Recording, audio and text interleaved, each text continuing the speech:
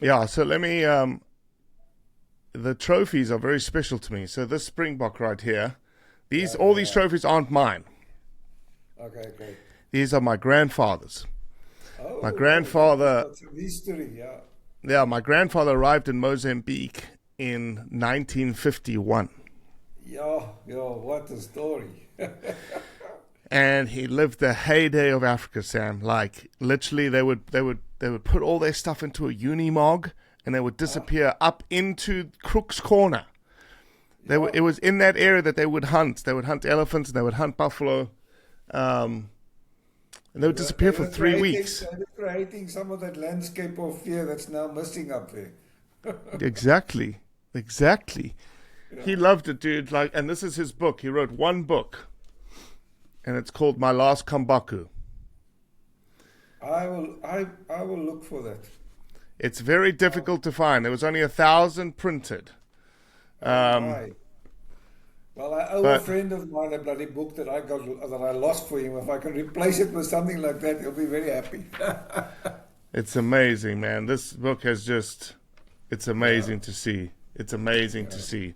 But yeah, when before we got cut off earlier, I did all of my work at Wits yeah, to yeah. start with, and I did all my work under Kevin Rogers Oh, yeah, yeah, yeah. and the River Savannah's Boundaries program back in the day, if you remember that. Yeah, that's right. Yeah, yeah. All the old school guys, Harry Biggs, Angela Gaylord. Um, I do a lot of stuff with Angela still with African parks. oh, amazing. Yeah, no, we do. We're very good mates anyway. Yeah, no, Larry is still a bit active, although he's not, of course not with sandparks. um, Harry was I remember being a grad student and just listening to Harry, and Harry was just this like, I don't know how you describe Harry. He was just full of life, full of energy, just always had ideas. Everything that you said was an amazing idea. There was not a bad idea out there, right? It was amazing. and you know, he hasn't changed, eh? And he also looks about the same he did when he retired about 10 years ago. So that's amazing. Yeah, yeah, It's unbelievable. It's unbelievable. Dr. Sam Ferreira, welcome to the Origins Foundation podcast. I know that we have been, um, it's been a while of us trying to put this on the calendar. And obviously, since we put this on the calendar, you guys have had incredible rainfall, incredible yes. floods. No, we had, yeah. Oh, it was a very concentrated 2 weeks, I guess. Yeah. Yeah. How's everything now?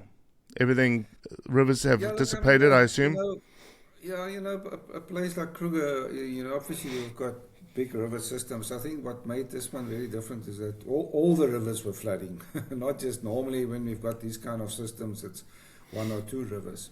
So that put a lot of constraints on us. But the team has worked very hard. I think only one of our camps are still not functional, the Taba. But the rest of the rest camps is all you got to drive a little bit of different roads to get to all of them because not all the bridges are corrected and stuff like that.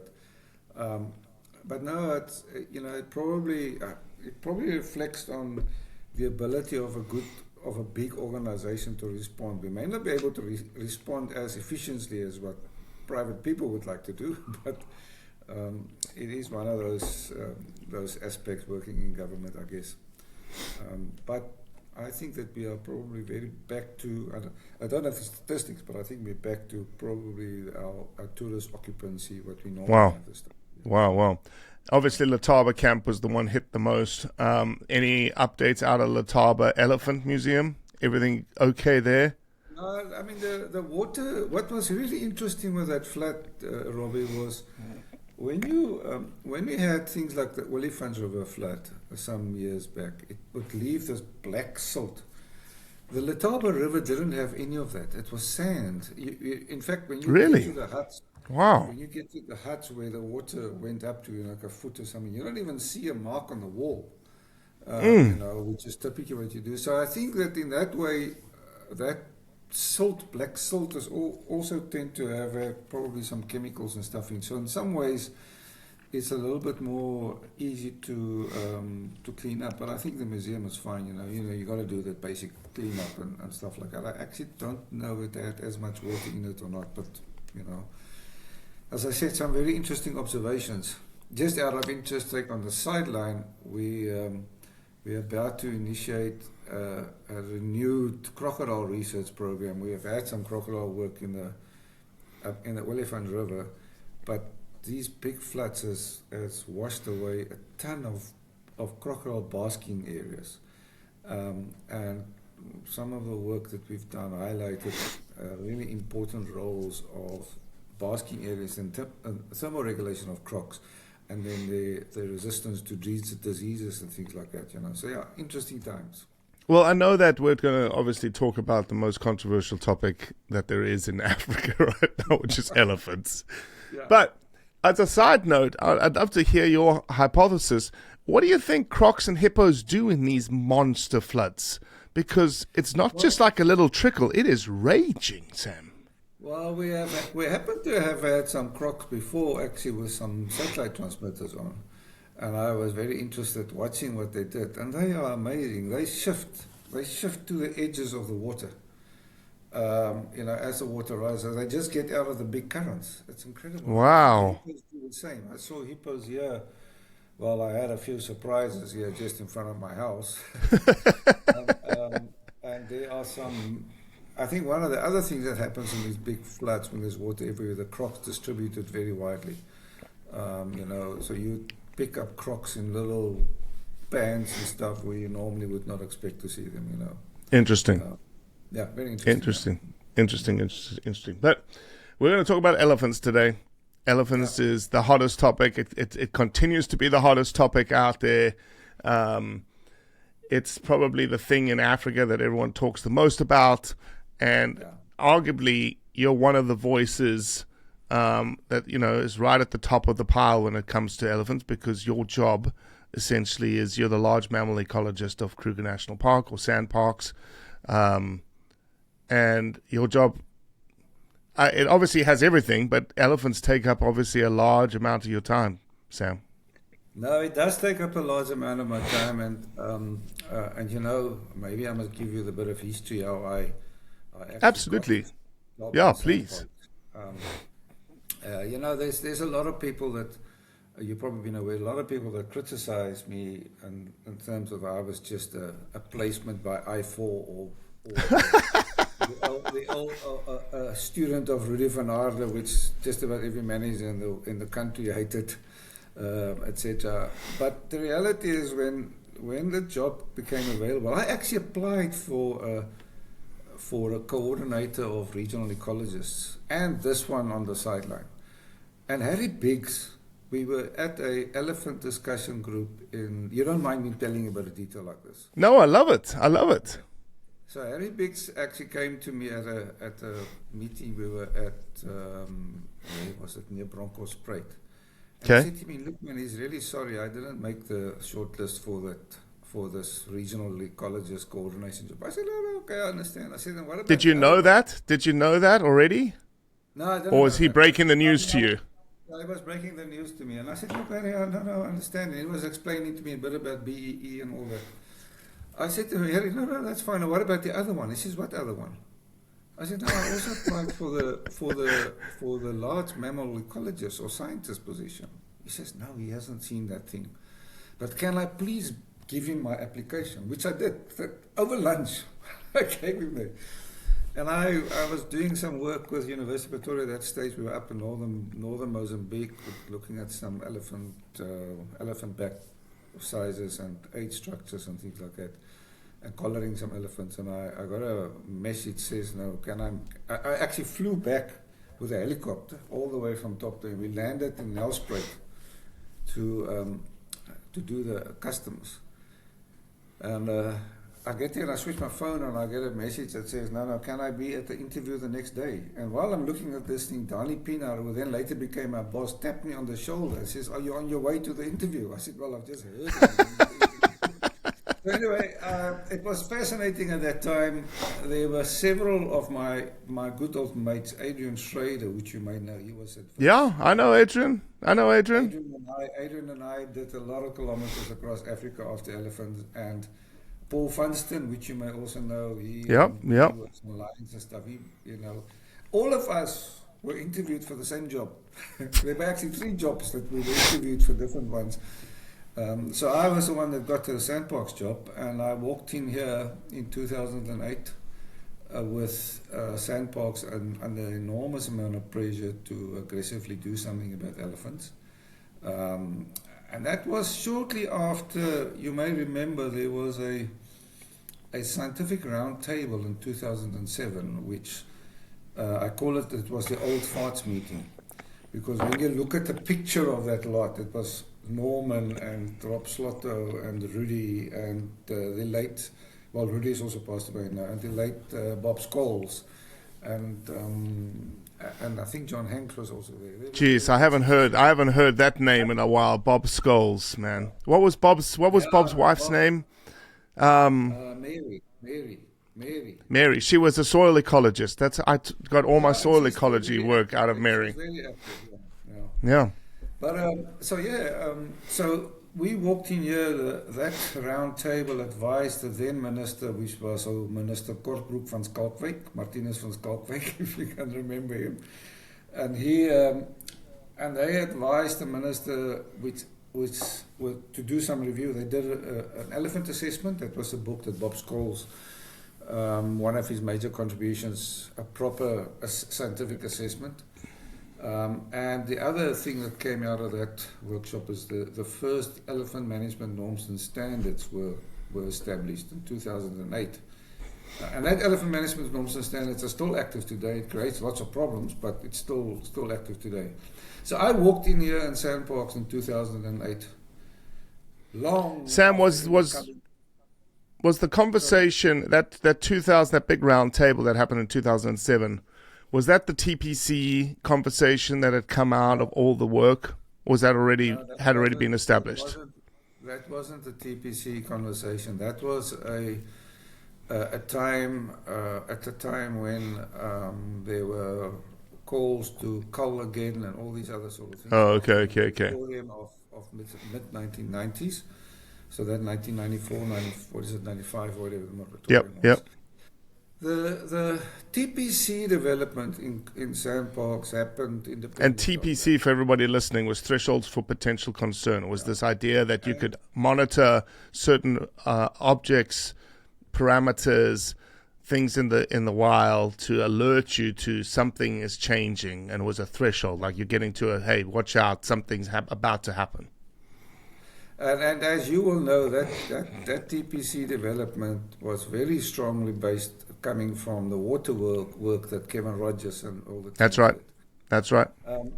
We actually thought a great deal about TPCs, and I started with that at that time, thinking a bit about it. And one of the difficulties was that when you get to terrestrial, the TPCs in the aquatic systems was around water flow and that sort of things, if you may recall. Those are physical things that you can measure easily. The TPCs for the terrestrial stuff is a little bit more difficult, and there is a good special issue of Kudu published in 2011.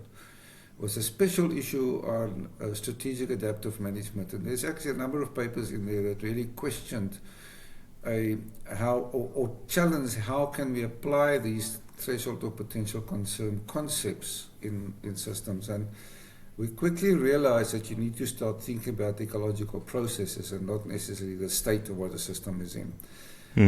So that has made it a little bit more difficult. In fact, I'm sure you can list it somewhere where if people want to go look at that particular one. But what it has done is, so when I arrived here in 2008, my first instruction is write an elephant management plan for all national parks, and we have 5 national parks. So your job wasn't just Kruger?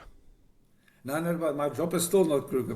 My job has always been right across all our national parks, and it focuses on large mammals. So that's everything from a springbok to an elephant. And essentially, my job is to ensure that good science underpins our decision making. Mm-hmm. A qualifier also is it didn't say biological science. So I happen to now have done quite a lot of stuff in the criminal science and that sort of things as well, because of the rhino issues, for example. But that's for another day. Okay.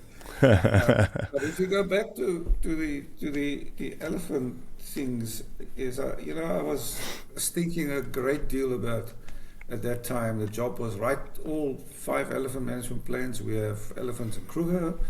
We have elephants in Mapungupe. Both those are elephants that don't have passports. They walk across the boundaries. And COVID came about, they didn't do COVID tests. And then we have elephants in Marakele, which is a traditionally fairly effectively fenced place. I always say if there's no fence that stops an elephant, it just slows them down. But there are some fences where people are checking it up always and so forth. The other one is Addo, a long history of Addo, and then the last one was the single elephant in the Garden Route National Park. Those days it was still the Chichikama and so forth. Okay. So when you listen to that, the 5 examples I've given you give you entire range of context, And I started, and at that stage we talked a lot. It wasn't me, it was a whole bunch of Sandparks people thinking a lot about, if the contexts are differing so much, what are the sort of underlying principles and things that we can work with? And slowly a whole bunch of new sets of information were coming in that gave us some very important understandings. I remember well when I walked in the first day in Addo, and my good old mate John Arendorf was the section ranger there, and we talked a bit about elephants and that we immediately have to put the elephants on the pull in Addo. Mm-hmm. And I actually also said, okay, John, why do we want to do that?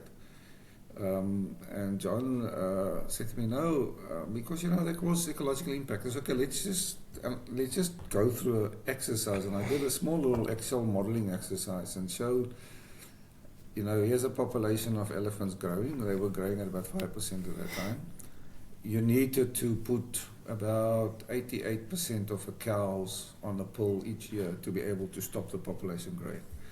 So I said, but the difficulty is, there are currently a bunch of small elephants, and those small ones are going to become big elephants. Mm-hmm. So I've stopped by elephant numbers, but I didn't stop necessarily elephant biomass. And in fact, that modeling, that small little thing, we did it on the screen there to just help ourselves to understand. That actually forecasted that we will, in the next generation of elephants, we're still going to have another 25% more elephant biomass in the landscape. So that told us, well, that means the elephants are going to need 25% more foliage because they've got certain kilograms to have. So, and that started making me really think a little bit about what are some of the challenges with our assumptions around certain things in elephants. And as you know, we as people, we like to simplify things, and every person that I see nowadays, has an opinion about elephants. No, they have, but the opinion you're right. The opinion is absolutely right. But the opinion usually starts there's too many elephants, and then I'm asking, so too many for what? So that was sort of the start of those days, And yes, we've evolved a lot in our thinking since then because there were a lot of new insights, Yeah, sure. Sam, can I ask you along the lines of those opinions? Ask a very basic question because I know that you've thought through this a lot. You're probably the person who's thought through this the most, right? Because every day you're being challenged. Yeah. Is there such a thing as too many elephants? So that's probably the most important question that people ask. And now there's a very interesting bunch of papers and reflections. I think the very first guy that challenged the concept of carrying capacity or somehow the stocking rate was a guy by the name of Ferreira. He published a paper and he actually described the origins where it come from. And the original concept of carrying capacity was for what ships could hold in their holds. Makes sense. And then later that was converted to what a horse can have on its back. And somewhere along the line, somebody started using it for what the capacities are there. Now, I think the first thing is there is no ecosystem that hasn't got some or other constraint on the resources. Okay, there's always something, the resources are not unlimited. But what I think is where we're missing the point is that resource, what is available in an ecosystem, is also not just stable. So you can imagine in a place like Kruger, I have got 35 different landscape types. Some of them are grasslands, some of them are woodlands, whatever the case may be. You can imagine that those things have got different levels of biomass and resources sitting out there. You can also imagine, after this rain that we've just had, this 2 weeks of rain, I can tell you, I walk in the field here now, the grass is above my head. Yeah, the resource allocation has changed. The resources allocation, the resources is significantly more now this year than last year. So if I come around and I do the classical assessment of what is possible now, this time I'm going to get a very different answer than if I were to do it in the dry season, as an example. So that's the other bit that we have to experience. So the third one, which is also important, which makes it really difficult to get to a single magic number, is that animals, especially big animals themselves, influence what's there. So you can imagine if a whole herd of buffaloes now walking through all this tall grass, and they remove it. It's not available anymore for the thing. So that fluctuates all the time. So for a big place like Kruger, we have to accept that there is going to be an enormous amount of variance. And in fact, some of the published work has highlighted that you would expect that for elephants, you would expect that the resources that will limit them will vary somewhere, if I remember correctly, between 2.1 elephant per square kilometer to something like 5 elephants per square kilometer. Now you translate that in numbers across this place. That's huge. 20,000 to 110,000 in the whole. Yeah. It's up to 180,000. So that's the reality that I think happens. When you get to smaller places, it's a very different story because I'm often constrained. And that is what I remember. The application is primarily developed originally for agricultural purposes in South Africa. It's been translated to ecological purposes. But again, we must be careful not to manage to a number and think I've dealt with the issue. And the reason for that is that when we looked at, or when we saw the work that was published on elephant impacts, so I think Rob Holdemont went and actually plotted the change that happened when there were elephants against how many elephants were there. Now that seems a very logical thing, and what really concerned me is when I looked at that graph, is not the high end. When there's lots of elephants, there are impact. We know that, we expect that to happen. But what was really confusing to me is why do I have as high elephant impact when the elephant densities were very low?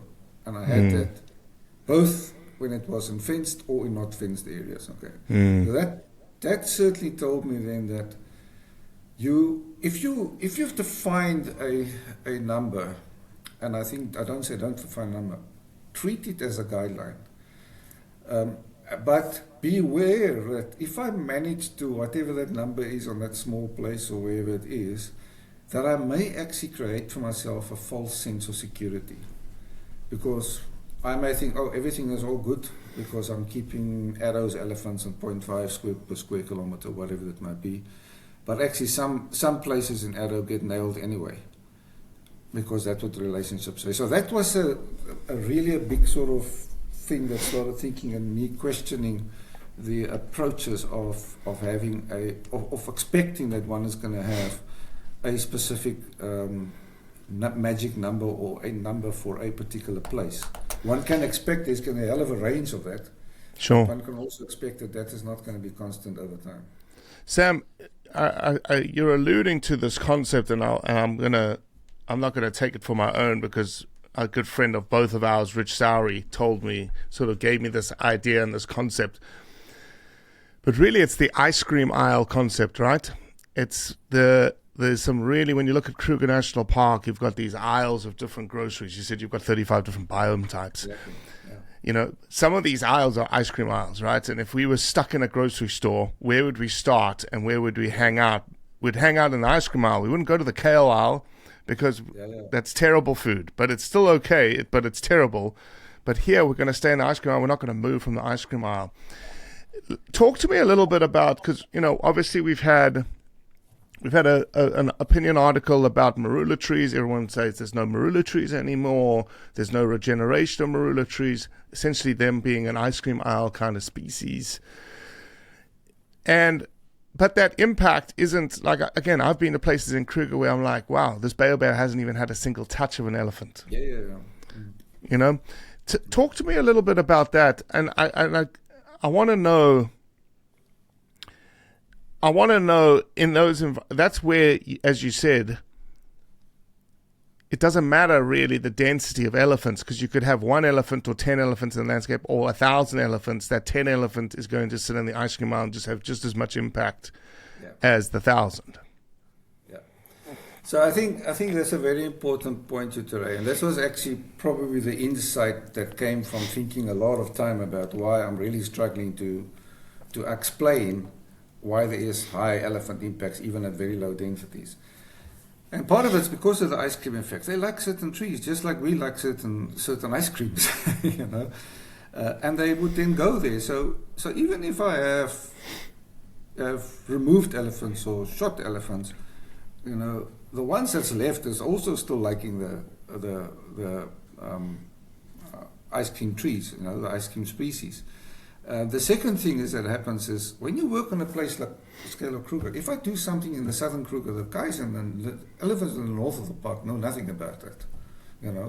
They're still going to be doing what they think. So what we are talking here, Robbie, is actually elephant behavior.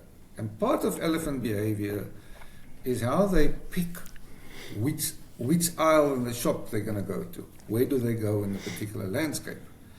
And that, I think, is what Richard and I have thought a bit about a lot and has discussed a lot about this.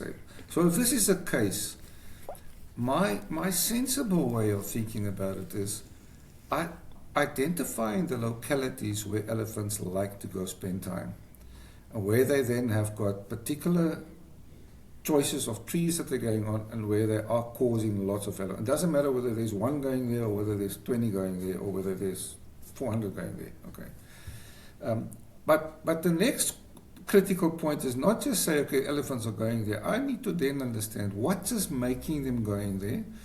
What are the factors that's going to drive them to go and spend time there? When they're there, what do? An elephant that just walks through and they have a drink and walk back has got a very different effect than a herd standing a baobab tree under a baobab tree and plucking all the time at it. So we need to have this kind of information. And if I understand, and I call this the mechanism, so what is the mechanism of elephants having influence at a locality? And I then sit back and say, as a manager, given that I now know what that mechanism is, what is my best way to interfere with the mechanism? That's right. That is the approach. And I think that this approach took us a while to get there. But it is transferable to wherever I am, whether I am in Kruger or even when I am in a small place like Addo. And we see that in Addo. I can tell you why elephants are spending a lot of time in certain places, because they like to go to the water. And in Addo specifically, there's no big trees. So for an elephant to cool down, it has to go to water to cool down. So they go to water far more often in the day, okay? And they're not drinking, they're going to cool down. So you can now imagine that has got consequences for the places where they then go to. So now I must think as a manager, okay, if that is the mechanism, how can I interfere with that? How can I make the water perhaps less accessible for elephants, but still accessible for everybody else? Mm-hmm. In the Kruger case, can I now carry on and I tell you? You go, boy. This is the beautiful thing about a podcast. No, that's good. That's good. So in the Kruger case, we actually had a very extensive exercise where we took all the knowledge that sits in the landscape. We've got rangers that has been here for a very long time. We've got pilots that are flying around. We've got field rangers that are walking around. We've got scientists that have been around the place. And we collectively said, so where are the localities in Kruger where we're really worried about changes that are happening? And sometimes the changes don't happen because of elephants. Well, elephants is only a part of that. I actually traveled with Corley Coetzee from ranger section to ranger section. We got in buckies. We drove and we went to have a look and see what it is. In the end, our map makers, our GIS people went and they drew the things for us. So we've got 56 places that we identified like that. Okay. But that's not where it stopped. We then sat down and said, okay, in each of these places, what is the ecological mechanisms, or why is this an area of concern? What is ecological mechanisms that's resulting in it, and how is elephants contributing to that? Okay. So that was a long exercise. It turns out that we eventually got about, sorry about that, switches this. I'll Stefan Abel, I'll chat to you now. Give me net kans vir die uur, okay?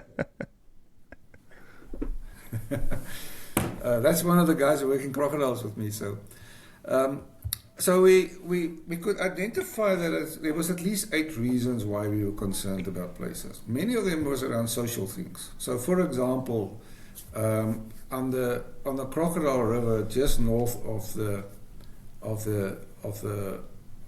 Leopard Creek Golf Course, you know, there are some very well-off stakeholders there that were concerned about that they're sitting on their verandas and they are seeing on the other side of the river far less trees than what's on their side. Yeah, the destruction of trees, yeah.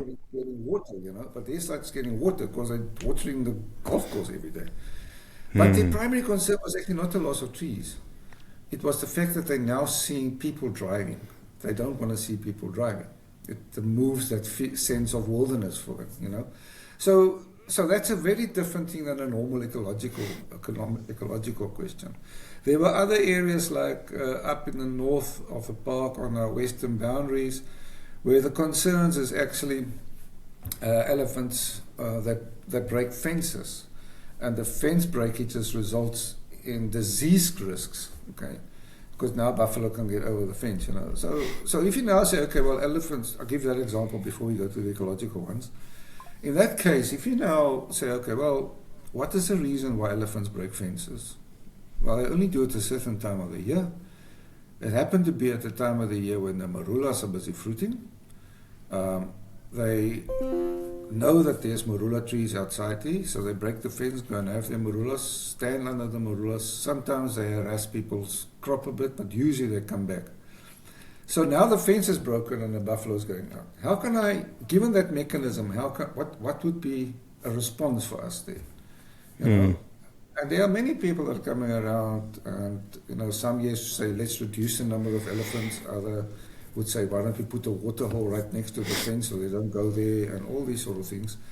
Dani and I said, well, why don't we build a fence that's low enough that the elephant can climb over? Because I'm retaining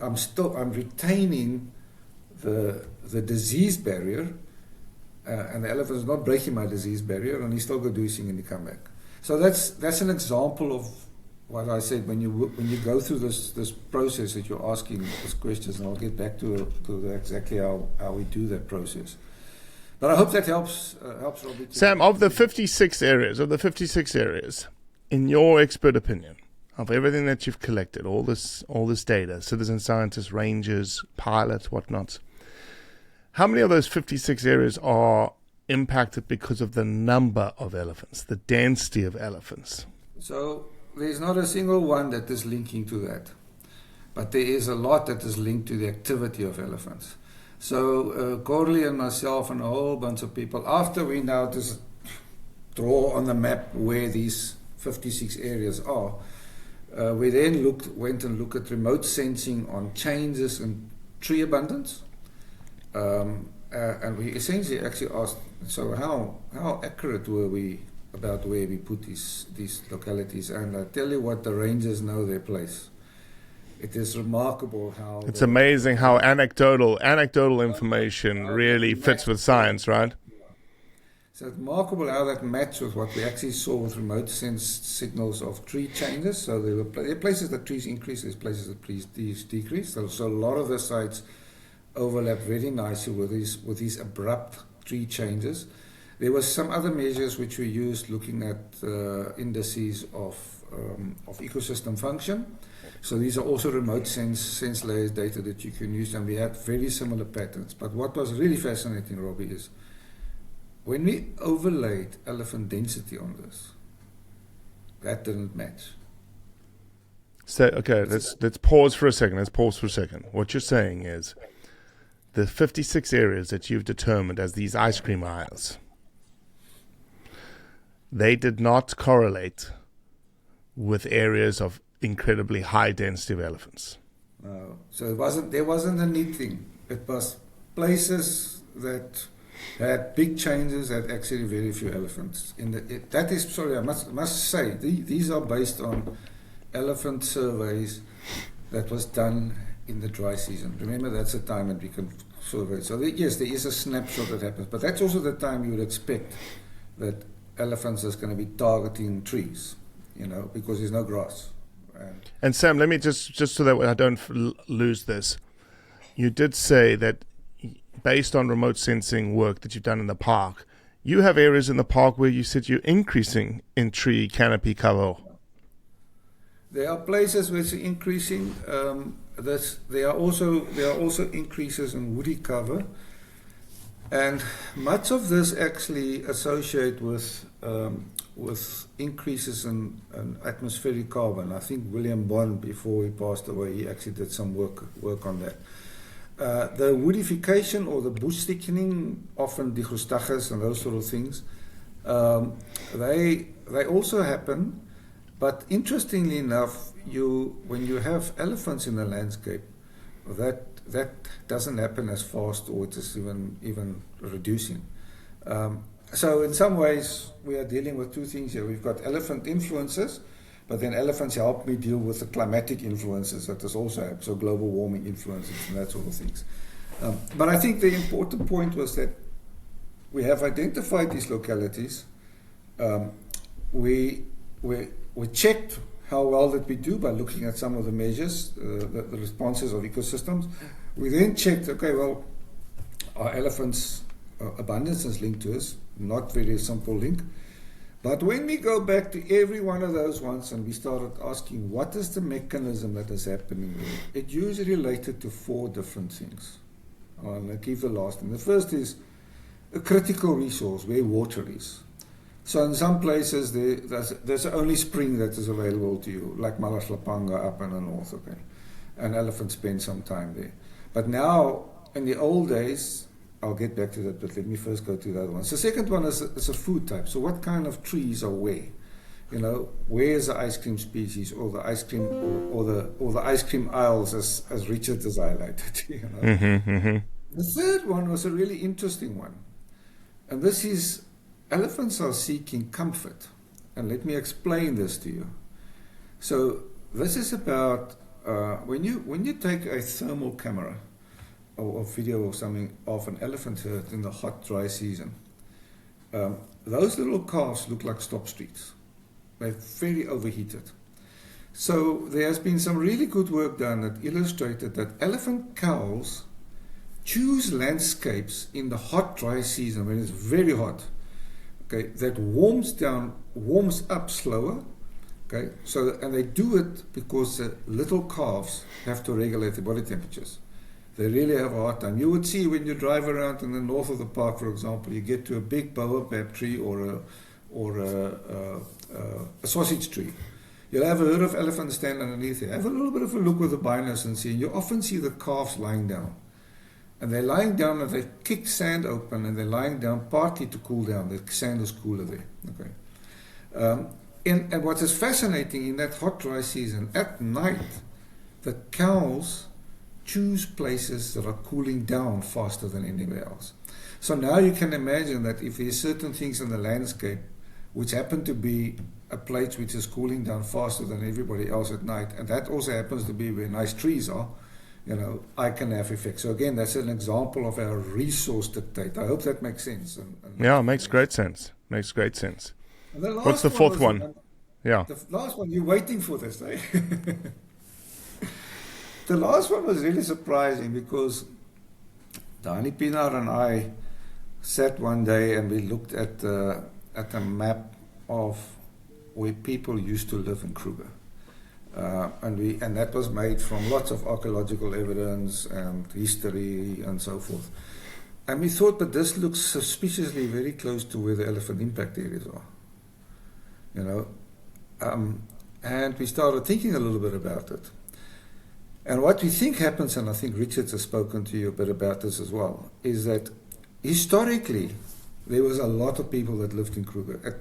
Some guys even say at the time when Shaka Zulu was busy rearranging everybody in Southern Africa, that there might have been 50 to 100,000 people living in Kruger. Where would they have lived? And what would on the rivers? On the rivers. On the rivers. And when you go to river here, I mean, when you visit me one day, hopefully, Robbie, I'll go show you. You don't walk very far. I'm going to come see you in May. You just don't know it yet. Well, that's good. That's good, eh? You might have to come and catch crocs with us, eh? Oh, I'd twist my rubber arm. Just you, not the croc. Yeah. No, that's fine. So we saw that there are at least 3 different activities that people did. One is they would have obviously had some cattle, but it's not a very successful thing in the low veld because of the diseases. Mm-hmm. But they grew crops next to rivers and hot springs or springs and things like that. They had some hunting zones, which particularly up in the northern park, Letaba, those areas. And then they were mining, when you think about some of those mining localities. Now, when you're mining iron as a person with not a lot of technology, you are harvesting a lot of trees, you know, to be able to create that warmth and all that sort of things. So what we hypothesize and what we think has happened historically is that elephants are now spending much more time in localities where people used to be. And that is because that danger that people created when they were present is not there anymore. Mm-hmm. So this is a major difference. So that is the 4th one. The 4th resource is safety. So elephants respond to that. Have you got the 4 now? Water. Yeah, and safety and water seem to overlap quite a bit. Would you say? They overlapped a lot, and what would happen is that elephants would need to drink water. So it's a compulsory resource, you know, an obligatory resource. But if there's danger, you know, when would the elephant go to go drink water, and how long will he spend time in the place? At night, and not spend a lot of time. Exactly. A lot of time, and off we go, you know. So a really big part of us in dealing with these areas of concern, having unpacked these mechanisms at every one of these 56 places, we can break it down to these 4 things or something else doing it. Sometimes fire is involved, you know, sometimes alien species and things like that. We needed to think, okay, it makes no sense to control numbers at large scale in Kruger. We did it for a long time, okay, and we culled for a long time, and our purpose for culling was to reduce numbers at a large scale. Now, before I go on talking about what we're thinking about these areas, one of the things that happened also with our culling before. So if you need to cull 500 elephants a year, practically where will you do that? You know, out of the area, not in the rivers, in the places that are easy for you to access. Yeah, easy for you to access. I can get my trucks in, etc. The elephants know you're coming. There's helicopters flying all over the place, or whatever the case may be. And what would an elephant do if that happens? Now you shot 3 herds in a Mopane veld. What does the remaining elephants do? They move. Disappear. Yeah. And they then typically go sit in the places that are now safe, which happen to be the areas that I'm concerned about. So I actually historically may have inadvertently, without me knowing, have accentuated local impact on those areas of concern that we worry about. We don't have evidence for that. There's one study that has highlighted how quickly elephants moved out of areas, but we don't know where they moved to. You know, and then how quickly the next year, when they're not culling there anymore, how quickly they come back. Very often you then have double the density back. So this is all the insights that came to. Now we got back to the spot and say, all right, I've got these local areas of concern. I've got mechanisms. When I unpacked those mechanisms, we started thinking, well, sometimes the mechanism is a soft mechanism. You know, it's a nice grassy patch in the wet season, so you can probably get an elephant away from there pretty quickly by disturbing it through a banger or something like that. But when it is a only water resource and the mechanism was a historic danger landscape, how do I manage that now? How do I simulate that process? And we don't have the luxury of going to catch humans and reintroduce them into the world. That's what we normally do with any other Sam Ferreira, I would have, you're probably the most talked about individual from, dare I say, it's not controversial. What we're talking about is not controversial, but in the grand scheme of things, it is, okay? It is, yeah. If Sam Ferreira is now on the headline news saying that he's going to catch some humans and release them in Kruger, my man, you're in trouble. Well, some people might actually think it's okay. No, the point is that that's an extreme example, but it highlighted that we needed to think about. We cannot, in principle, as an organization, we have a philosophy of I want to maintain the ecological processes if they're intact. If they're not, I want to restore them. But in this case, it's difficult to restore it. So now I have to ask, how do I simulate them? So how do I actually do it as if... And this is where Richard and myself have thought a lot about. So how do one create... these landscapes of fear? A landscape of fear. And a landscape of fear has got two elements in the formal literature. One is an animal knows where the danger is, but he doesn't know when the danger comes. This is like you and me, when we're visiting a rough place in the world, and I don't want to put names here, just now get in trouble. But if you know that place is dangerous at night, we don't go there at night, but we go there in the day. That's right. But if I know that this place is always dangerous and the danger can come anytime, I don't go there at all. And that's the same sort of thing. So how do we manage it? There is a third element, particularly for elephants, that are important, and this is what kind of danger is coming. So you know where it's dangerous, but as an elephant you don't know when the danger comes. And secondly, you don't know what kind of danger is coming. So this should then induce a lot of behavioral changes where the activity of elephants are likely to be far less concentrated if you get that landscape of fear. I think now, out of interest sake, a lot of people are uncomfortable with a concept of scaring elephants or the landscape of fear. In some of our original discussions, we actually called it areas of increased vigilance to try and get that perspective. Hey, call it whatever you need to call it, right? Yeah. But I think what I'm trying to say is that the process of unpacking the mechanisms has given us a lot of different ways of thinking a little bit about it. Our technical problem now is how do I implement this kind of ideas in the areas of concern, but it doesn't help by flying with a helicopter and now target elephants to chase them away or shoot them or whatever the case might be, okay? Because what have I made the elephant scared of? Made it scared of a helicopter. I have not let him connected to what that area is. So this is with the landscape. Exactly. Yeah.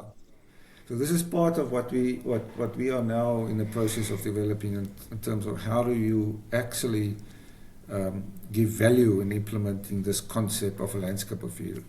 Sam, when you've got these 56 areas now, obviously each one is going to have maybe a tailor-made approach to it, right? Some of them will be the same. And of those, I can tell you now, there are 5 that we've identified that at the present dynamics that are happening in the landscape. We also know things might change, so some other areas may be very different in future. That those are places, the mechanism suggesting to us that we have to have an aggressive intervention and that we will need to remove and cull some elephants there. But remember now, the purpose of culling is one. It's not population control anymore. But let's now put a damper on that. Because under South Africa's current norms and standards, okay, I am not allowed to actually scare elephants. I'm not allowed to cull to disturb elephants, which is what we're talking about here. So we actually have to phrase our approach that in those local areas of concern, we would like to cull to reduce the densities. But we know that if you do that, you're going to have an effect which we've experienced when we culled before, that elephants is going to be able to respond and move somewhere else. So they can help us reduce the local densities as well. So in the norms and standards, you can use culling to reduce densities, but that's not the actual. That's that is the route in which you can operate under the norms and standards, but it's not the reason why. You're not reducing it for density reduction. You're creating this landscape of fear. Yeah, and we have to be careful how we phrase it. And I'm speaking very frankly with you here, and sure. I'm sure it will come out. But South Africa has probably learned a lot about how we can think about elephants differently. Hopefully some of these ideas that I'm sharing with you can also be applied in other areas. But there is indeed a significant challenge by the current legal framings that we have got. So, for example, it's actually difficult for me to go rationalize under the current legal framework to even go shoot bangers off to scare elephants or places, because the norms and standards doesn't tell me. Doesn't allow me to disturb elephants. It allows me to reduce densities, So those are some of the things that is a very harsh reality, and has been a source of certainly frustration for me, but I think also for several of our colleagues, that we are struggling to implement the ecological understandings and some of the things I've explained to you now. To the full extent, and maybe even be more fair to elephants than what historically has been the case. Sam, one of the things, the biggest hurdle that I see you specifically, me talking about it, all of us, sort of the practitioners in this landscape, and really it's talking to the general public, because the general public says this: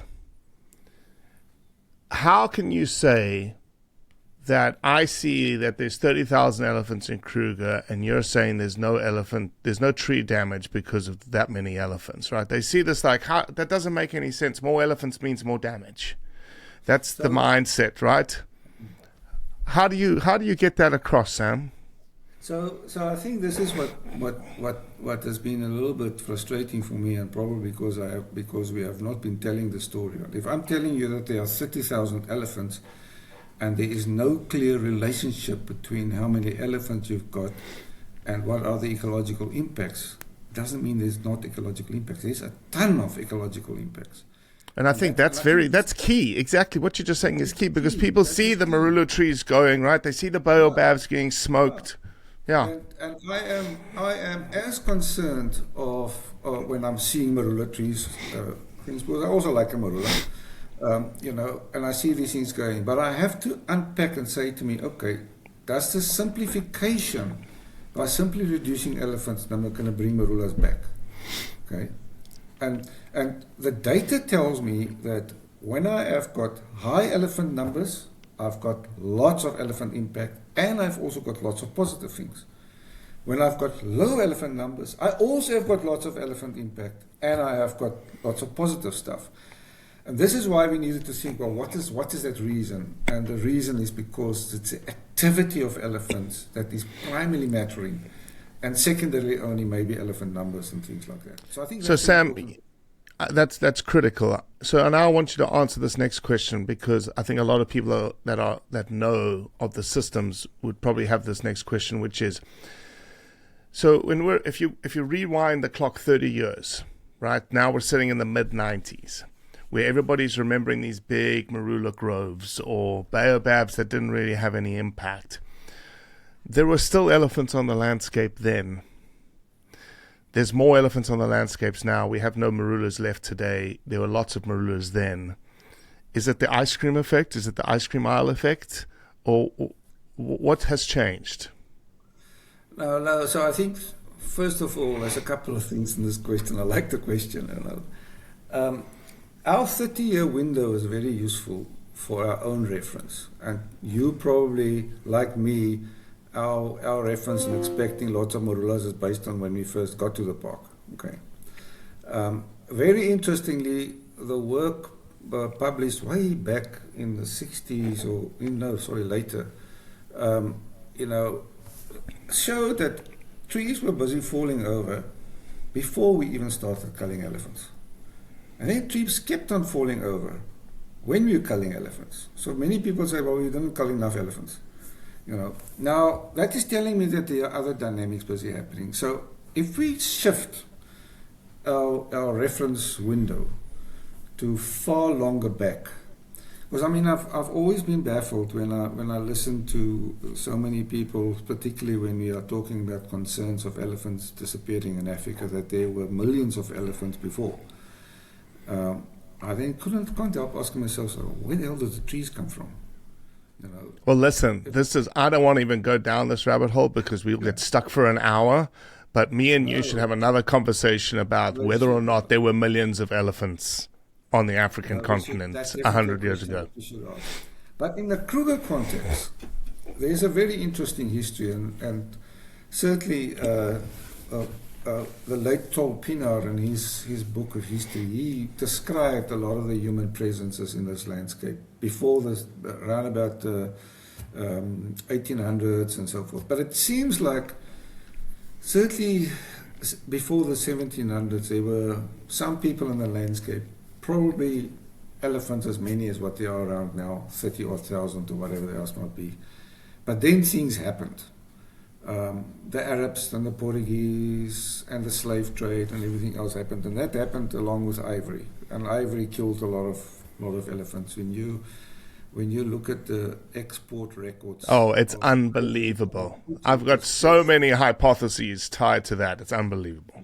It's unbelievable. But what it does look like, and a little bit of archaeological evidence suggests that, is that you ended up with probably a good 150 to 200 years of very low elephant use of a place like Kruger.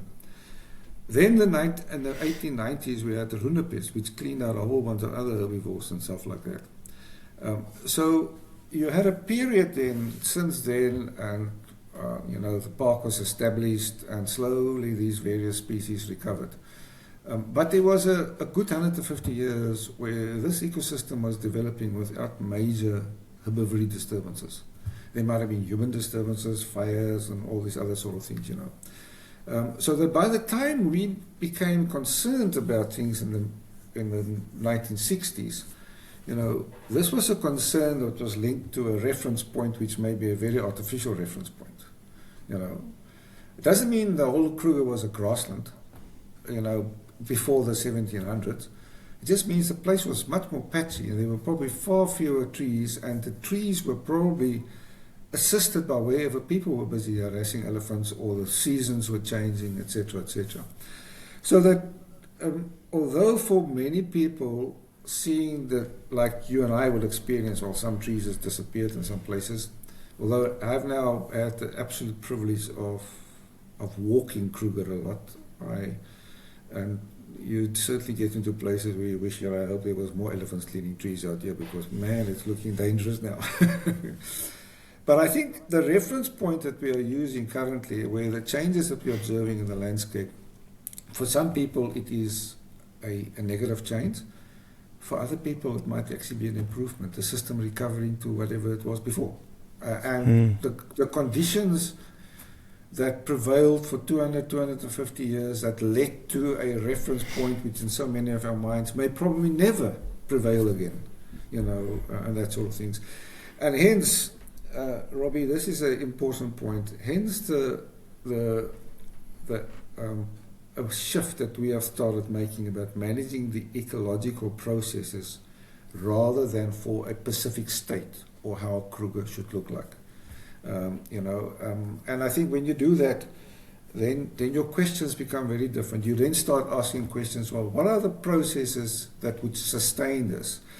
So as soon as I now see, well, here's an ecological process that are absent, people that are used to disturbing elephants, that's not happening anymore. Now I start having issues at local scales. Then I am within that framework of managing the ecological processes that created this landscape with all its fluxes and flows of biodiversity and ecosystem services and benefits that people got from it. Do you think, talking to that point, it seems a little biopic, right, of us looking at this 30-year window versus, and very difficult for us to see a 100-year window, even more difficult to think beyond that. Thinking back, and maybe I got a couple of other questions and we can wrap this up. If we thought about 100 years ago, again, this is debatable in terms of what I'm about to say, that say there was the same amount of elephants in the Kruger landscape as is today. Back then, it was it was a completely open system. Come and go, wet and dry seasons, they would migrate, just like you're seeing in the Okavango Delta, Zambia areas with elephant movement. Obviously, Kruger is attempting right now to make it as open of a system connecting to others as possible. What are your thoughts there to connectivity and how that sort of the closed system changes the dynamics, again, of the ice cream aisle effect and whatnot? Yeah. So let me start off with, we spoke a bit what the consequences were of people in the landscape that created elephant dangerous areas or scared or fear landscapes. Yeah. And that evolved historically. So elephants were always responding in the landscape to wherever danger is. The difficulty now is danger is now at many more places than it were before. And they're still responding to that. What is absolutely fascinating, Robbie, is that in all the years that research has happened here in Kruger, there's always been a lot of research that, when people study elephants, the first thing they do is to put a collar on it. A satellite transmitting, a satellite tracking collar, So, but this has been incredibly useful for us. And what is absolutely fascinating is how Kruger at the moment is about maybe 2/3 of it has got a fence. That fence is not there to keep elephants out. That fence is actually often for either international boundary or for a disease reason. And typically, as I said to you before, a fence just slows an elephant down. What is really fascinating is that over the years we've had, I looked at the collared elephants and I asked all the people that has got collared elephants, please make a core home range for me in the September and in August and September each year, whenever they had data. That's when we normally count elephants. And for everybody, August and September is the driest part of the year in Kruger. Yeah. So that's when we normally count them. Because it's the driest part, we can see elephants, the leaves are gone, etc. What was absolutely fascinating is that as time went on, we now have up to 18% of elephants that were collared in the park. They have their dry season core home range outside the park. So they're busy shifting and moving. Okay, so they're busy colonizing. Actually, they're mostly going east into Limpopo and so forth. Do you think has that changed over time, Sam? Sorry to interrupt you. Is this because of density changes pushing elephant? Yeah. But remember, it's not just us. There's also Gonera Zoo that has also elephants that goes. It's not just Kruger. Mm-hmm. But what the other thing that's fascinating is you can of course now also track every individual elephant and tell how did they walk about, and it is remarkable. Elephants that were captured and collared in Kruger, and I say captured because I don't know if it's a Kruger elephant. It might have come from somewhere else and I caught it here. Okay, they are now wandering around all the way to Maputo Elephant Reserve on the coast in Mozambique.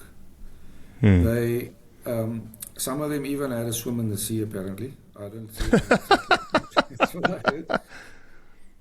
Some of them came back and they're moving right through Swaziland back to Kruger, across all kinds of different landscapes that has got different fear levels of people. Mm-hmm. We have got elephants that are shifting between us and Gonera Zoo in Zimbabwe, and the whole there's some elephants that has moved from Gonera Zoo down to Zenaf and Benin. Okay, the point is when you plot this together on a thing, you have to look very, very hard to find where Kruger's boundary is. Elephants are busy moving and they're busy responding to opportunities and things that is happening. One other thing that was really interesting, Robbie, was work that was done on the genetics. And in fact, it looks like there is every now and then a elephant bulls from as far as Chobe visit us and come and have some fun with our cows. You know? So these movements that are now coming out from all these studies actually suggest two things. One is the original idea of a transfrontier conservation area, the Greater Limpopo one, was about connectivity and giving opportunities for things to move. Now they're moving around, they do. They're doing it so well, the elephants, that they've connected up 3 to 4 different transfrontier conservation areas. You know, elephants in Kruger and the GLTFCA gone down there, all the way down to the Lebombo one, which is between the northern part of KwaZulu-Natal and Mozambique. But it does create some issues for us, because you can now imagine elephants finding themselves in spaces where they perceive things are safe, outside protected areas. They're going to come into contact with more people. Yeah. You know? And that kind of interaction is not going to be a good one. You know, the interaction that elephants have got with people in Kruger are largely very friendly ones, somebody in a game viewing truck or on his own drive vehicle that are enjoying elephants. But when it's outside, it's different. And I think one of the critical challenges for the countries that are managing elephant populations together like this is that we do not have agreed upon rules and processes on dealing with things in the right way with local people when elephants are interacting with people in these bad spaces. So this is an area of development that I think we need to do. Sam, last question. Do you think we've hit the sort of asymptote of elephants in Kruger? Do you see that? Because obviously you're looking at, you talked about Gonorrhea already. Gonorrhea elephant population has sort of like hit a maximum, reached sort of a density-dependent capacity, and is now fluctuating, again, because of climatic reasons, resource dependence, those kinds of things. Are we there yet with Kruger, or what do you think? So I can actually tell you more than what I think. I can tell you a little bit from data that we've done. Okay. So yes, in the last 5 years, Kruger has counted elephants, and it fluctuated around 30-odd thousand. But some years there's 27,000, other years there's 34,000, you know. And this is exactly what you expect is going to happen when movement happens in the landscape. So we went and we asked all the properties in the Greater Limpopo Transfrontier area for the elephant time series, for the counts that they've done usually in September and August and September. There are 21 of those time series that we've got.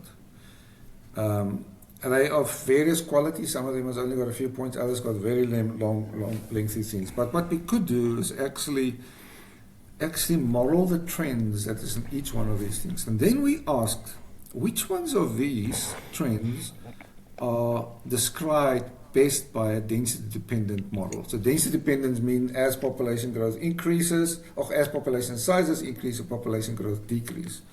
Right? The size of the population constrains the growth of the population. The size of the population constrains, and that there is several ways how that happens. I can explain that quickly. As population increase and conditions and resources becomes a bit more limiting for elephants, they typically move somewhere. Even if it gets a little bit more constrained, or if the distance moving is a bit too tough for them, you start seeing the weaned calves die more often. Okay, so we know from work done that the further distance, daily distance that the breeding herds have to walk, those herds tend to have lower survival rate of the calves that just weaned. So those are calves that are 3 to 4 years old. So these calves don't have milk anymore. Now they've got to find their own resources. As you go even higher, you get other cascades happening. So next thing that happens is the young cows tend to have calves later. Then the next thing that happens is your very old elephants tend to die more often. They're struggling with their teeth that they've got. And eventually your adults die. So there is a very good process how that happens. When you look at our data, 3 out of the 21 time series has got some signals that suggest that there is some of this density dependence taking place. One is Gonorrhea, and the other two is the southern Marula region in Kruger and the northern Marula region in Kruger. What do you say there? What is the Marula region? So the Marula, the sandparks is broken up Kruger into two major regions: Zanaseni, which is the northern half, north of the Olifants River, and Marula, which is the southern half. And then in the Marula region, roughly south of the Sabi River is Marula South, and north of the Sabi River up to the Olifants River is Marula North. Okay. So that was fascinating. So we at least have 3 time series that look like some things are busy happening, that's constraining the populations. There is a second thing that we did. A publication some time ago, the publication had a very provocative title that said African elephants is only a third or a quarter of what they can be. But one of the things that paper did, it actually calculated what is the likely densities in various biomes where elephant populations are likely to fluctuate. So we took that and looked at what that Kruger one is, at what the Mozambique area was, at what Gonora Zoo is. And at present, of the 21 time series, 2 of those time series has gone beyond the envelope that was predicted from, so it's higher than what the top end of this envelope is. And there are 6 that are not in that envelope yet. So the evidence suggests that there are weak signals of some density dependence kicking in the entire region, and the most likely mechanism is how elephants are busy responding and moving to resources. We haven't scrutinized age and sex structures yet to see if there are signals that are telling us that calf survival is busy decreasing or something like that. Having said that, the entire GLTFCA's elephant growth is just over 3%, 3.1%, and that is nearly half of what it was a decade ago when it was 6%, 6.7% or something like that. So that's just what the data is telling us. Yes, there's you will know well if you count elephants, there's always variance and things like this, but that's the best that we can get from it. Sam, I think the most notable thing that's come out of this podcast is you guys aren't, you as the large mammal ecologists of sandparks, your colleagues, the people around you, are taking elephant management very seriously, number one. And number two, it is absolutely rooted in the best data that you have. Yeah. It's not haphazard. It's not just like, we're just letting things go. Like, we'll just see what happens. So no, you captured that, and I think probably a very, very important take-home message is that when we are saying that we are not managing elephant numbers, we are not saying that there's no elephant impact. Okay, we're actually very much aware that there are elephant impact at high and at low elephant numbers. And it's for that reason why we want to target the areas where they are causing problems and do it in the right way. What I actually love about this is the evolution. If you're a scientist and a manager, is we don't know everything, right? Yeah. And we test ideas, we understand the outcomes, we evaluate the outcomes. Can we be better? Can we be more strategic? Can we be more ecological? And if you look at elephant management strategies from the early 1990s to today, look at the evolution of elephant management that has occurred in that time frame. How we as humans, as ecological managers, have now started to really hone in on elements that we didn't even talk about in the early 1990s, in environments that have, arguably 100 times more humans in it, way more regulatory processes, way more constraints on things. And we're still learning today, like you talked about, these 56 high impact areas and what you do in them and whatnot, right? And I can guarantee you, Robbie, the learning doesn't stop here. In 10 years from now, you will talk to my successor, and he's probably going to tell you that Ferreira was completely wrong. And I think this is the important bit when you are dealing with managing complex systems like that. You actually have to have the guts to try things differently. And yes, we as humans by nature are very uncomfortable changing. especially when we get older, like me. But I do think it doesn't remove us from the responsibility to think clearly and being prepared to make changes when that happens.